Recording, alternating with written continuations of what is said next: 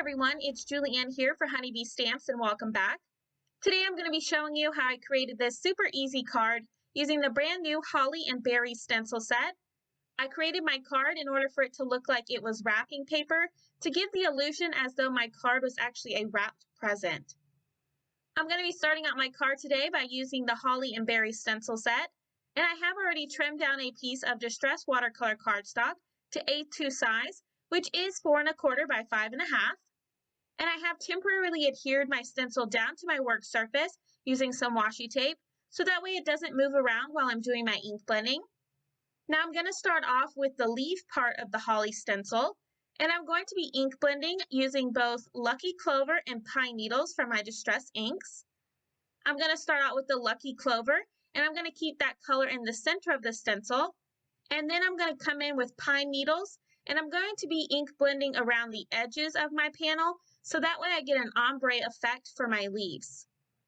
Once I'm happy with my color, I'm then going to peel back that stencil in order to reveal my ink blended area. And I'm going to be lining up the second stencil that's included in this set, which is the berries. And I'm going to be lining that up on my background panel using the leaves as reference. And then again, I am going to be temporarily adhering that down to my work surface using some washi tape. Now, in order to bring in some much needed sparkle, since this is a Christmas card, I'm going to be using some Nuvo glitter paste in the color Garnet Red for the berries. And I'm going to be spreading that glitter paste over my entire stencil using my Nuvo media spatula. Once I have all of the berries covered, I'm then going to remove that stencil, and you can just see how pretty this is. I love using glitter paste for my Christmas cards. Now, since I did use glitter paste, I did take my stencil and my spatula directly to my sink in order to wash off that paste.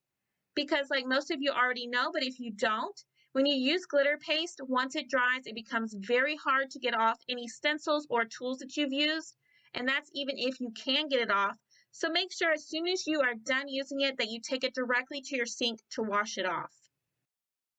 So here I've used another brand new stamp set, the No Peeking stamp, which features a bunch of beautiful bows that you can use year-round for birthday cards and of course Christmas.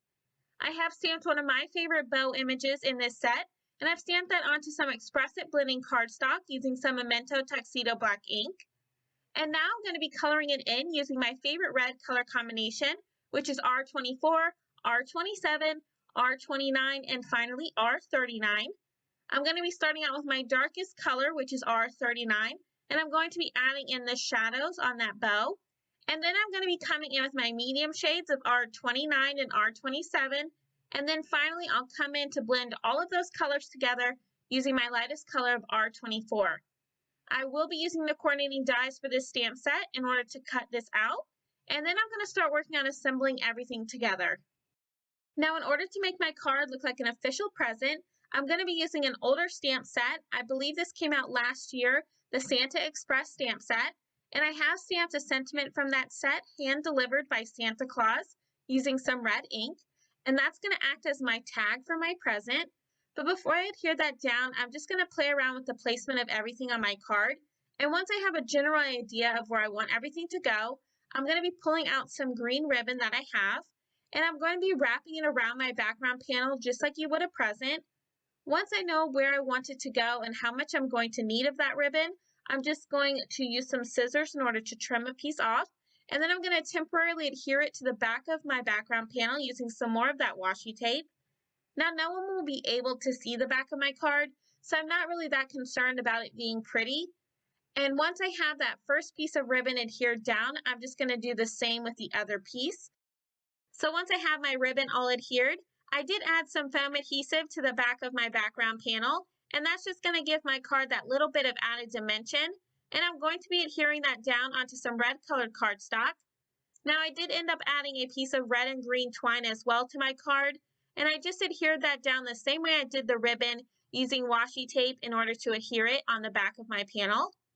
And once I have that all adhered down, I'm then going to be adding in the final touches for my card, and that's going to include adhering down that bow that I colored in earlier. And I'm going to be adhering that down using some liquid adhesive. And once I have that all adhered, that's going to complete this super easy present card using the brand new Holly and Berry stencil set. I really love how this card came out, and I definitely think it would be a super simple card for you to mass produce for the holidays.